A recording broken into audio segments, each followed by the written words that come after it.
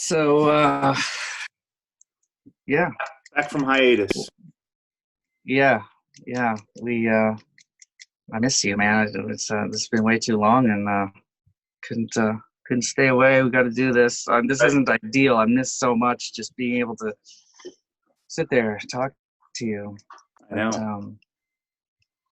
I, uh, I saw this interesting article. Have you heard about this Zoom fatigue? It's I haven't read about it, but I've certainly felt it. Yeah, but basically, whatever 90% of our communication is nonverbal, and we pick up on cues, just the way that we sit, the way that we blink, and the way that we sort of slightly turn our head away from each other when we talk. Just different things that we communicate a lot, Right. and nonverbally, and that with Zoom you don't really pick up on that stuff. You're an image on a screen and you're tiny, and I don't feel your presence, so I don't see what's happening with you, and so. And in order for me to kind of get my point across, I have to emote more than I would, and I have to talk slightly louder than I would, and I have to listen with more intensity because there's a breakup and stuff. So it's exhausting, and people who have multiple Zoom meetings a day, they're just tired at the end, and it's because it takes so much effort to communicate, and then even after that, the communication isn't as good.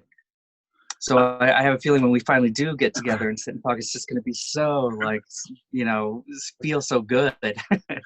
Yeah, I hadn't thought about why it is. I've had a lot of meetings for church work and personal stuff, and just it seems like a lot of Zoom meetings. And they are exhausting. Like I just a couple weeks ago, I was telling somebody, I was just like, I'm just sick of being on Zoom, and it's with people I love, so it's not. But it doesn't. It almost feels like the synthetic quality of the conversation leaves you feeling like cheated. Yeah, And I something mean, about the metaphysics of being in the same space, like inhabiting the same place, is right.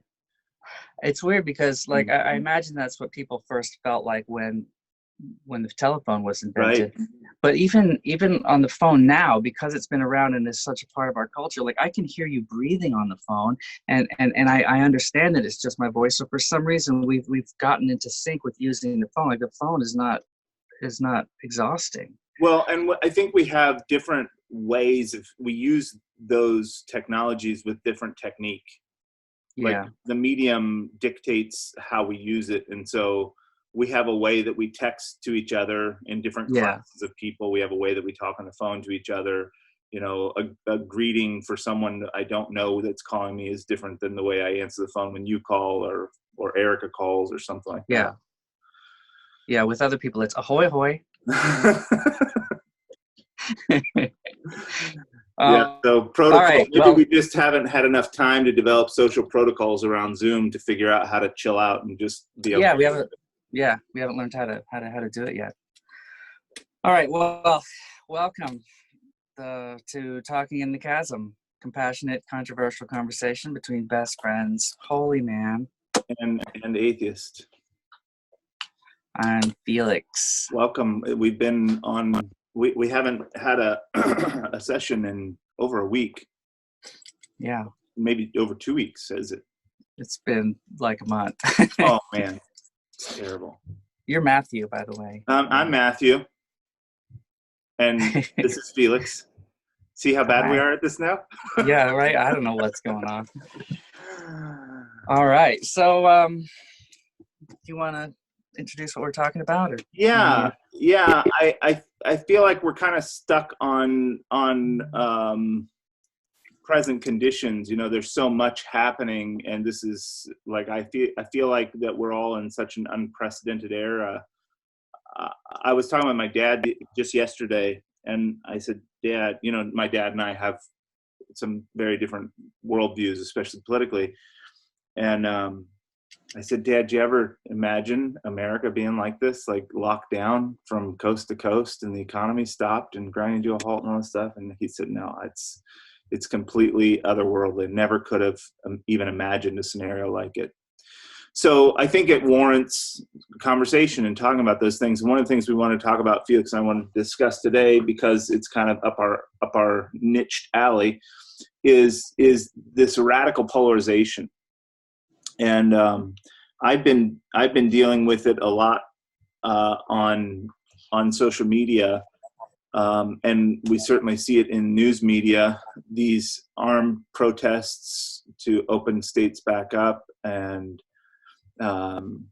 even had that confrontation. Where was it? Was it Denver? I'm not sure, where nurses were standing in the way of the caravans of cars that were protesting to open back up. And I've used a few kind of callous terms like conspirabro and conservabro in regards to those phenomenon, but they don't do a good service. So we thought we'd talk some about those reactions, where they're coming from, and if there's a way to understand them, make them sensible.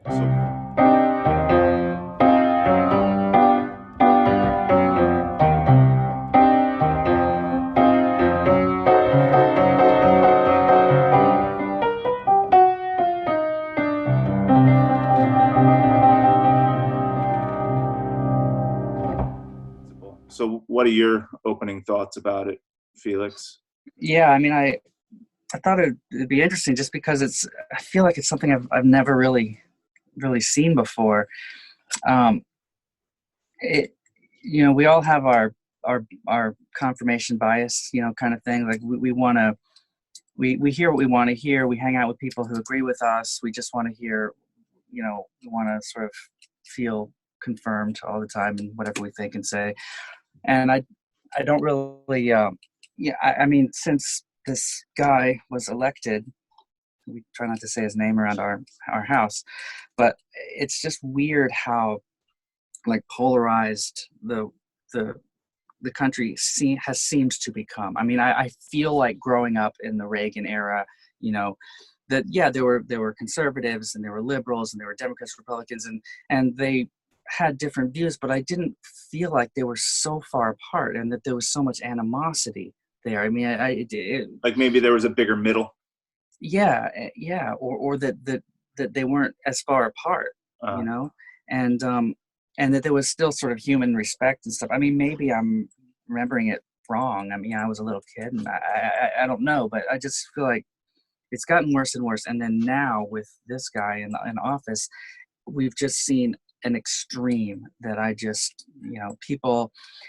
So I've heard like there's ways of talking to liberals and there's ways of talking to conservatives, and I can't remember exactly, but it was something like when we're talking about the the earth, hurting the earth, right? So liberals will say, this percentage of the rainforests are now gone and it's destroying this species, and because we're all about the bigger picture and sort of the greater good, right?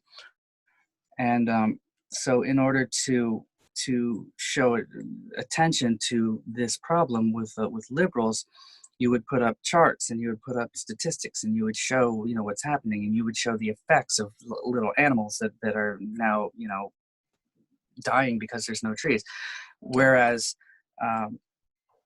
conservatives are more about we have what we have and we want to protect what we have, right? So you could talk about the same thing, but you just can't talk about it using charts and graphs and statistics, because that's not what it's about. You could show like a forest that covered in litter, where something like, oh, wow, we're ruining what we have that's ours, so it's a way of like, you have to learn how to talk to whoever it is that you're talking to. You both want the same thing in the end. We want to live in a world that's safe and that's where animals are happy, right? So this is what we've done is we've said, okay, this percentage of people are dying. Here's how the curve works. We have to flatten the curve, and everybody has to do this. And here's how, herd immunity. And we need it, but that's not talking in the language that a lot of these folks need to hear. So they kind of double up, they double down with, there's a conspiracy, we don't listen to this stuff, these numbers are made up, and so there's been this polarization, even in something like this, where people are actually getting hurt. I mean, there are people who say people aren't dying. Mm-hmm. This is all just a load. This is just, people are just making this stuff up. This is all just a conspiracy. Meanwhile, there's nurses who are working in hospitals where there's stacks of bodies in body bags, and they're like dealing with this emotional trauma of having to go to work and do this. I mean, what must they feel to hear somebody say, "Oh yeah, this is all just it's made up by the Well, left," or whatever it is. Yeah, it's like a bigger version. After Sandy Hook, there was, conspiracy about crisis actors, and it didn't really happen, and it was a gun grab and everything else. And the trauma experienced by some of those families, those children, was it's just a bigger version, a more nationally focused version of that kind of issue. I think what. So I mean, what I was thinking about talking about is sort of like, what's the way to how do we talk to these two ends? Because I've never seen anything like it. I mean, it's, people are licking subway poles and coughing on each other intentionally, and I mean, I've seen videos of these protests, and people are really angry. They're really angry, and about this thing that is out of everybody's control. I mean, like, I don't understand it, and I want to. I want to understand why do you feel personally offended? Your rights are being taken away because the government is asking you, because people in the, doctors and scientists and people in the know have said, here's how we're going to solve this thing. We need to separate ourselves from each other so that the virus can't spread. Right. Why is that a personal offense? Why is that, that's a conspiracy to keep me in my home and to take away my liberties and to make me feel like a slave? I mean, that just blows my mind, and I want to understand that mindset. You know what I mean? So I think it's hard to overestimate how much distrust there is of the government in large sectors of America. And there is, I think that small government people have an intrinsic distrust. Like, the benefit of the doubt is always against the government, the authority in those cultures. And so what's interesting to me as I look at it, because I feel like I have a pretty good, at least within my lifetime, read on that culture because it came from it. And it never helps to point out hypocrisy. People don't respond well to that generally, but it's interesting when you look at the narratives, and I think we can generally call this conservatives. It's the conservative faction of the American right that is generally calling it a conspiracy, or was talking about it's no worse than the flu, or is protesting now. It's generally, I think it's safe to say, it's that segment of the political spectrum. But when you look at that segment's response to, like, police shootings or immigration or other hot button issues, the narrative is always just do what you're told. Listen to the government. Like, you don't get shot by the cops if you do what you're told, or if you're not a criminal, or whatever, however that narrative runs. And you don't get your children locked up in cages if you come here legally. And that narrative all runs in the vein of do what you're told, do what you're told, do what you're told, and everything will be okay. Play the game by the rules. They're rule-oriented people generally, but then when the rules come at them, whether it's taxation, for public benefit, or a situation like this, then my rights are being infringed and I have to push back. And then all this political mechanism kicks in. That's the unique air of America. The Second Amendment is here, and this is why you see guns at these protests by and large, because the Second Amendment is my check against government power. And in order to preserve my freedom, I arm myself, and this is a statement of me telling the government to step back because you're stepping on my toes. And so that narrative is, it puts freedom and security at opposition to each other. Like, you either get the security of the government taking care of this problem, or you have the freedom of deciding for yourself. The problem with that is that it's a narrative, it's a political narrative that really comes from Western expansion or empirical expansion. It's a political philosophy rooted in unlimited land, in empire. Like, if you don't like it, just keep going. And the people that will just keep going make way for new people to come behind them. And there's this kind of never ending, like, I'll just go carve out my own space in my own little world. And it's not based on, and I think, so there's a lot of ways to anchor that theory, but, Europe is locked and full and small. And so people have to have different mechanisms for figuring out how to work with each other. So democratic socialism is much more a workable, tenable solution there, because they're used to, it's like New England. Yeah. It's just one little place. Whereas here, our whole self-identity narrative has been, just keep going, carve out your own little space where nobody can tell you what to do and you can have your own way. That's always been the American dream at the core, is to carve out a place in the world that's just you and you don't have to listen to anybody. It's been about literally independence from the get-go. And so when my feeling of independence gets infringed on, I want everybody else to be in order. I want the world to work right. I want the economy to run and all that stuff. And I don't want people shooting each other, and I want roads to drive on. But when I feel like my bubble is being pushed in on, then my immediate impulse is to push back. And I think that's where that's coming from. Now, I don't know how you frame, you would have to convince those people that they were in real threat. And that's not always the case, especially with this. When you're looking at 1% to 2% death rates, people say, well, I'd rather risk the 2% of my community than my business. And they would make that choice. But I don't know that that's a right choice for them to make. Yeah, I mean, it's I mean, what people seem to not understand is the mask isn't for you. Right. It's for everybody else. I know. And it's sort of like forcing you to be polite. It's like, you can't make me care about my fellow man. Nobody's going to tell me that I have to be considerate. If I want to, I mean, it's not really framed in that way, but that's what it's saying. Right. I mean, that you don't wear a mask. It's not an expression of your freedom. It's an expression of your sort of antagonism against politeness. About, it's like trying to be forced to love your fellow man. It's like, nobody's going to tell me who I can and can't love, who I can and can't protect. Right. I think that it makes sense to me that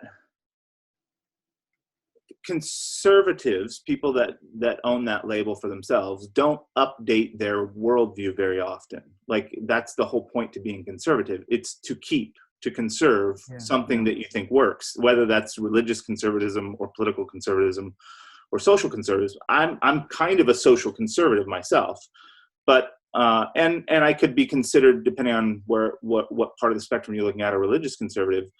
But I'm not a political conservative. And so the ability to update your view, like, for instance, I was very suspicious of the government polemic about masks at the beginning of the crisis, because they said, don't wear them, save them for hospital workers. And there was this whole propaganda campaign for understandable reasons, but it was very poorly done. Don't wear a mask, it won't help, you'll wear it wrong, you'll hurt people, whatever the case may be. It was a dumb way to run that whole campaign, because I knew, because of watching Asia, that we were going to have to get to a place where we had to have ubiquitous mask wearing in public before this was over. It just had to be. It was common sense. But now the narrative, you have to update the narrative. Like, 2 months ago, they were telling us not to wear masks. Now we're passing local regulations. Like, I think as of Tuesday in Massachusetts, anywhere in Massachusetts, you're not allowed out of your house without a mask in public. So in Cambridge, it's a $300 fine. Right. So that kind of update is you have to be able to update. And But I don't remember the government saying don't wear masks. oh, for sure they did. Yeah. Yeah. Unless you're sick or a medical worker, there was lots of articles and press releases and all kinds of stuff coming out from the government saying, even the WHO, but certainly the right. CDC. Well, another thing too is that, you know, we do learn as we go Right. along. We learn more about what's going on, and maybe that they really did think, okay, it's more important with the number of masks that we have. It's more important that the hospital workers Right. have it, and the risk is acceptable to save the people that are, you know, that we Sure. really need saving. I don't know. I think there were good reasons behind it, but I think they did it in a very poor way. Like they did it Right. in a propaganda way instead of a fact-based way. Yeah. Don't wear masks, and had stupid articles about if you wear it wrong, you'll do more harm than good. And it was absurd. But being able to see that for what it is and still update your framework and say, okay, well, regardless of what they were saying then, here's the reasons now, and this makes sense. Like, I think people latch on to something, whatever it is, and they say, well, I don't trust you about this, so I'm not going to trust you about anything. And there's, Right. I also think that there's a huge difference between the rural world and the urban world. Yeah. And I think that's why you have the blue state, red state differences in the political spectrum that you do, because people that live in densely populated areas have a different way of viewing themselves in society and the world around them than people who live in much more independent areas. So how do you bridge that gap? I don't know. You have to find something in common. So what's in common between the protesters and the nurses? Grandma. Yeah. But that doesn't seem to have been a very good leverage point. Yeah. Yeah, and it sucks that, you know, in order to be wrong here, somebody has to die. I mean, you know, Right. your grandmother gets sick and dies, and then you're like, okay, wait a second, that died. Maybe I was wrong about this. Right. You know?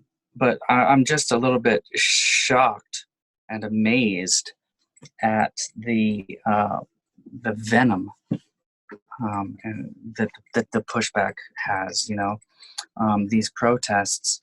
First of all, that, you know, you saw the other day, these protests in Michigan, people are showing up to the State House with body armor and machine guns. I'm like, what are you going to do with that? What, like, what, I mean, like you say, it's just a muscle flex. It's like, oh, see, I have the right to do this. I'm going to do it. And you know, I have the right to keep to fight for my rights, I guess. I don't know.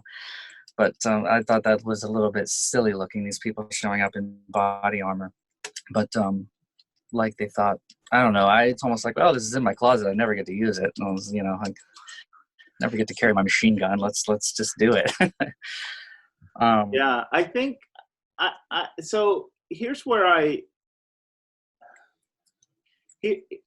want to try to latch on to a sympathy to that narrative.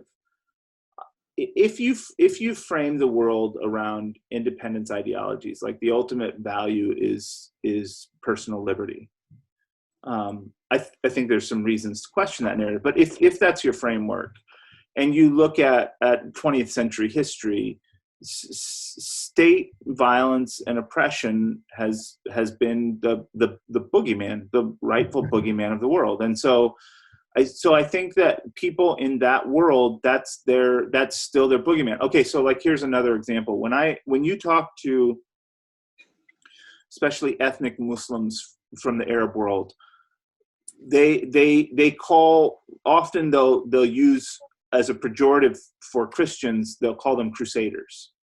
And there's something that looms very large in the Muslim frame of reference that still holds on to that. And I'm nothing for nothing. I don't blame them for that. There were horrible atrocities. But that's still their context for looking at the world. And so when you take these children of the boomers, and they have this post-war narrative of the world, this East versus West, this Russia versus America, Cold War, children of the Cold War kind of thing, the state is the one thing that I have to protect myself from. And you develop your kind of frame of reference around that. And so and now, especially when that state that you've been worried about your whole frame of reference, and the thing that identifies you as being different than the rest of the world, your access to freedom, truth, justice, and the American way is all about this identity that you have of independence. And then that apparatus, that state apparatus that you already don't trust, you already don't like, you already know is out to get you, tells you have to shut down your business, then I would expect those people to show up at state legislatures with their okay, yes, I can see that. But like Dr. Fauci is an independent medical doctor who is advising the administration. He is not the state. Mm-hmm. And I just don't understand why, when, if he says, anybody, the medical community, scientists say, here's how it works, here's the plan, here's why the plan will work, here's what happens if we don't do the plan, they're not listening. They're not, and there's something about that. It's a little bit like the global warming kind of thing. It's like, here are the facts, here's what's happening, here's a graph. Then it's like, I don't want to look at that, because here's my emotional response to that,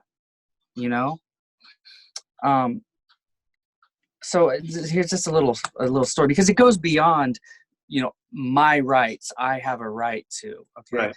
So in the grocery store, this is a true story, okay, it happened 3 days ago. In the grocery store now, they have little arrows on the aisles, okay. Right. So that each aisle is one way, so that people can stay 6 feet apart and go, right? But some people, they're like, you know what? Screw it. I don't believe in this thing. This thing is idiotic. I'm going to just do whatever I want. I'm going to go the other way, right? So Sarah has got her mask and her gloves, and we have to go to the grocery store because we take care of these vulnerable people, and we have to go like at least once a week. Right. Because, we're dealing with 8 people, and we don't have refrigerator space to shop for a month. So, and then people, when they go the other way and they're pushing past her, Sarah says, hey guys, can we, there's arrows here, this is, and then people get all upset. So she was in line getting her groceries, and somebody pulled up right next to her, and with their cart, and was right up behind Sarah. And Sarah turned around and said, I'm sorry, would you mind like backing up a little bit? It's not me. I just take care of these vulnerable people. I'm really sorry, but I really need to keep the social distancing. And this person got all huffy and then backed away and then coughed on her intentionally. Just, screw you.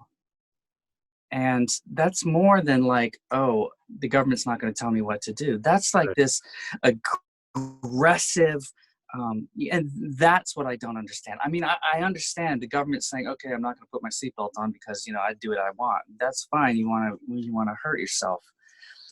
Right. But, and then, and people don't understand, I guess, that the mask is for me and not for you when you wear it. I heard this is just sort of a crude sort of example of how that works, but it's good. Okay, so it's like, let's say that there's we're the two people, they're totally naked, and one pees on the other one, right? The guy that gets peed on is going to get wet, right? You're naked, you pee on me, I'm going to get wet. So if I put pants on and you don't put pants on, you pee on me, I'm going to get a little less wet than I would. I'm still going to get wet, right? If you put pants on, I'm not going to get wet. So that's what the mask is. Okay. Yeah. It's, it's protecting, it protects me a little bit, but it's really about me, me making sure that my brothers in the world, my fellow humans, my brothers and sisters out there that I love, don't get sick. I actually think that's why masks were so more easily and readily adopted in Asia back to SARS, because they understood that, like, those surgical masks aren't to keep you from breathing in anything, it's to keep you from coughing on anybody. Right. But I mean, Asia, they've been wearing masks for long years and years and years when they get sick. And that, I think, I don't know, I don't want to offend anybody, in America. But I feel like there is a cultural politeness there that is absent here. There is a cultural respect for Yeah. people outside of yourself. You know, There's more of a the collective ethos. yes, and the bowing, the outward appearance of peace. You Uh-huh. know, the wearing of the masks as a show of respect, the taking Right. off your shoes when you go into somebody's house. I mean, there just seems to be a more, I don't know, polite culture. Or respectful. Yeah, and here it's the opposite. I mean, people are coughing on each other intentionally, and you know, coughing in spaces and licking subway poles and just intentionally pushing it, which is beyond, to me, it's beyond, oh, my rights are being infringed on. Well, That's what I don't understand. back when I was hanging out with punk rockers and skinheads, it sounds like something we would have done. Yeah. Yeah, you were a pretty reprehensible human being back then. There's a segment of the world that just likes to not do what they're told just because they're told to do something. And there's broken, angry people that are just bad at being humans. Yeah. And I mean, you know, I've heard about people that just go up and punch other people in the street just for no reason, just for the fun of it. But I guess I'm just amazed at how many people there are like this. I mean, this is a movement. It's an actual movement of people who are very angry, and I don't understand it. You know, I don't know how to communicate to this group of people, because explaining how it works, showing numbers, you know, it doesn't mean anything to say these many people die if somebody goes, that's a lie. People aren't dying. Yeah, I don't think you can touch that much. But what I think in the middle where there's room is to make an honest accounting of the real potential costs of what's happening right now. And I think that's maybe the way to open the door to reason with the people in the middle, is to say, to take it seriously that, you know, closing the economy of the entire United States of America for 2 to 3 months or 4 months or 5 months or who knows what, or partial closure for 6 months is going to be horrifying. Like the poverty that could come out of the other end, not just in America, but worldwide. You know, if you broaden the context, you know, we have contacts in a community in Kampala, and I have friends who work in India and friends who work in refugee camps, and the cost of this is devastating. You know, you have people in the developing world that now are choosing between breaking quarantine, and getting beaten by the police and the authorities, and going without food, like for people living subsistence. So to recognize that this is going to be an incredibly difficult, like we could be setting the stage for a worse scenario than the Depression, is a way to enter into a conversation where maybe those people can feel like we understand their concern. Like there is another side to this coin. Now, how do we navigate the best middle road between people dying and the country dying? Like there's got to be a better and a worse way to deal with that. And to open a conversation about, okay, what do you think the middle approach is? How do we keep people alive and safe? And how do we keep the economy working? Like that's a rational conversation to have. And I think if we can put conversations with people at the edges more towards this middle, like how do we broker the difference between those concerns? That's the way to have meaningful engagement across the aisle. Well, my daughter, Irene, is very, very political, and she is very left, bordering on communism. I mean, she's very upset about the state of the country and the political choices that have been made for generations. And her look on this is pretty interesting, because she's basically like, this outbreak basically has sort of shown us what we can do, what we really need, and you know how we could live, right? In other words, okay, this thing happens, we're gonna forgive all interest on student loans, right? So then why do we have interest on student loans in the first place, right? It's like, okay, we're gonna give a stimulus check to everybody because they can't work. Well, how about using the taxes to just give everybody a stimulus check all the time, right? Universal basic income. I mean, it works, right? All of a sudden you get money in your account, and we're not poor. The government could afford that, right? With our taxes and stuff. There's other countries that do that. So universal basic income could work. It's like, we could, this is sort of forcing us to try things that other countries have been doing for a long time, things that work, and even little things like, we used to go out to dinner freaking all the time. We'd spend money on stupid stuff, and now this is just like, wow, we don't really need to do that. This is great. We're eating at home, and this is fun. We're saving money.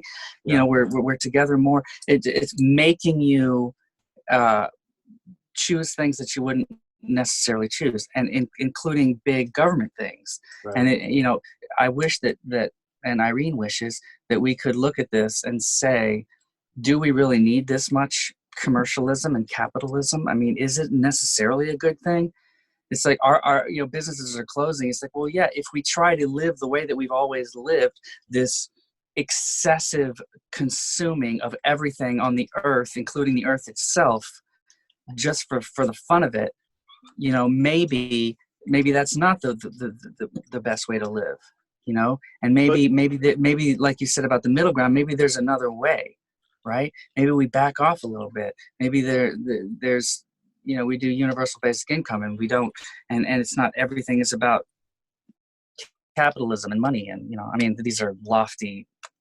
Well, but you just articulated why they're showing up at state legislatures with guns, because they don't want that. They're opposed to that worldview that makes that rational, and it is opposite of the status quo of the American socioeconomic and political structure. Yeah. And so are they wrong to feel a threat? I mean, the way that the country is responding is in line. Like, there is an emerging socialized democratic solution to this. Like, the fact that we're sending stimulus checks, the fact that I just got a PPP loan that's likely going to be 100% forgivable. Like, this is a wealth redistribution. So people that hate the idea of wealth redistribution are obviously going to have a huge political problem with it. I mean, that's Irene's absolute number one political gripe, is the distribution of wealth. Absolutely, she thinks it's outrageous that there's multi-billionaires and that there's people who are starving on the streets, the very same streets, that the CEO has a $50 million bonus, and the people who are sweeping up the floors in that same company cannot feed their families. So, well, there's a real leverage. It's interesting. I'm not wedded to capitalism. I see its values, and I see the destructive tendencies to communism. I'm a communalist, a Christian communalist, but I'm also an anarchist when it comes to cooperative contract, non-coercion principles. But all that aside, what's interesting to me, from what bit of political and economic objectivity I have, is that what America seems to be learning is two things. The essential worker class, like the power of the working class, like the people that are working in the medical field, the people that are working in the grocery stores and the gas stations, like what the state has and society has deemed as essential workers. There's a whole middle tier of white collar workers that are not included. Now, interestingly, a lot of those people still have their work because they're doing it remotely, but society is certainly hinging on farmers and truckers and retail workers and medical staff. Like, we're learning that the most paid people are not the most important people, and that's always been a claim of classic Marxism, that the working class, the people that do the work, have more value than the people that don't do the work. But capitalism doesn't recognize that value. Right, and here they have to they have to redistribute it, right? You have to get stimulus checks and you have to give small business loans, because otherwise there will be such discontent that people will actually riot and overthrow. I mean, because once you're starving, that's the thing about political overthrows, political revolutions. They don't happen until you are starving in the street. They don't happen until there is such desperation that there really doesn't seem another choice. And I think that the government realizes that. That's why there's these loans and these forgiving of student interest debt and mortgages and stimulus checks and things like that, because the alternative is people Right. starving. Right. People I think starving. it's just the other interesting thing about the current situation economically is that it seems like there's something in the undercurrent that's recalibrating a pure market motive, like profit motive as the end all be all of a business or life, is being questioned, the narrative of that, because what we're recognizing is that like these low paid workers are actually really important to keeping our social structure working. So reorienting profit motive and how we think about what's essential and what's not, and what's valuable and what's not, is all being reworked. And the fact that stimulus checks are going out, and that small family businesses instead of large corporations who've had the dominant power position are being funded because they're being recognized as the backbone of the economy. All of those things. Now, why Princess Cruise Line's still getting bailouts, I can't understand why we need a cruise line industry. Like, of all the fat I would cut, that would be. Now, I don't know how many people work in the cruise line industry. Maybe it's bazillions of people. I don't know, but I'm sure it's a large sector. But if I was going to trim fat, it would certainly be luxury cruise lines before Main Street businesses, mom and pop, electricians and plumbers and handyman, if I can throw my hat in the ring. But that reorientation around, and I want to come back to, at least in America, there's some things that we can pull out of this that are good. And maybe that's another way to reach across to the middle, is to say, what are the benefits that we can learn? This kind of like reorienting society around what really matters. That's at our home, sitting across the table, taking responsibility for our children and raising them and teaching them, reconnecting with our husbands and wives, reorienting our economy around we're also reorienting our economy around real debt and fake money, but to recognize in an economic way what businesses matter and what don't, what workers matter and what don't. Those things could have healthy, effective effect.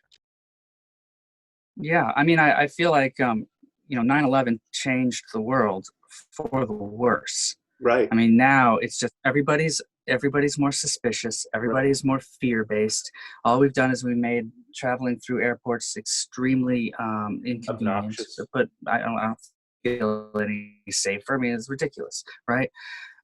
Whereas this, I really do think it's going to change the world for the better, because it's just caused everybody to stop and evaluate what is important, right? I think a lot of people are going to be like, you know what? I don't want to go to this insurance adjuster's job every day. It doesn't make me happy. Now that I'm sitting at home with my family, I'm realizing what does make me happy. Maybe there's a way that I can do more of this and less of that, And so I do think that this will change things a little bit. I mean, I know it's going to change things with me. I mean, it really has made me reevaluate my own relationship to money and to how I spend my time. I mean, I've always prioritized being with my family over making money, and that's just a decision that I made. But so this really has been more of a reinforcement of that. It's been like, wow, okay, I did make the right choice,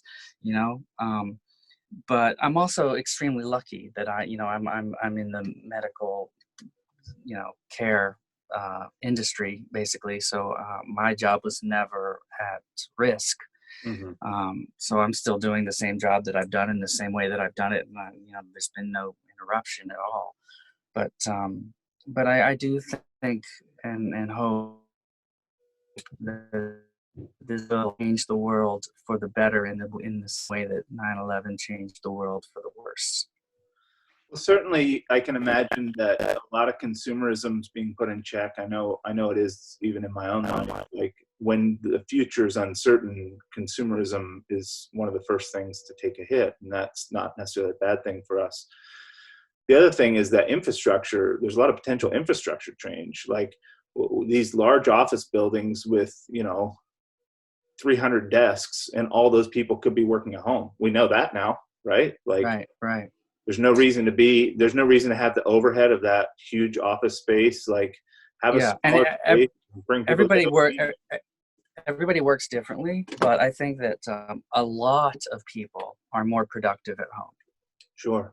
I mean, some people aren't, but I think that they're going to find that a lot of people are actually going to do better work when they're not in an office setting. Right. So anyhow, that's a good optimistic ending point. Yeah, Maybe. yeah. I guess it's not possible to come to an understanding about why um, these people are as upset as they are, and how, and if there's anything that can be done to quell the unrest. Um, but I think that overall, I really do think that good is going to come out of this more so than bad. I mean, even if we have a recession and there's going to be economic turmoil and stuff, but that I think on the other side of it, we're going to come out better, because I think that we will have reevaluated what's important and come up with some answers that are better than where we were.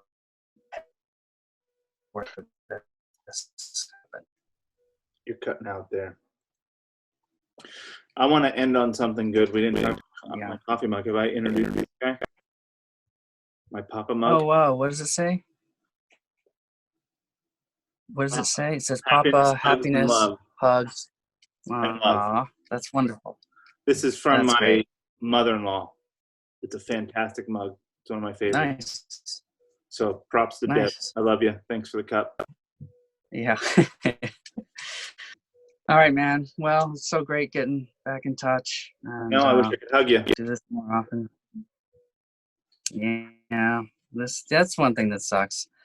I think people are going to be social distancing for a very, very long time, and I'm kind of a huggy person, but Right. I'll adjust anyway.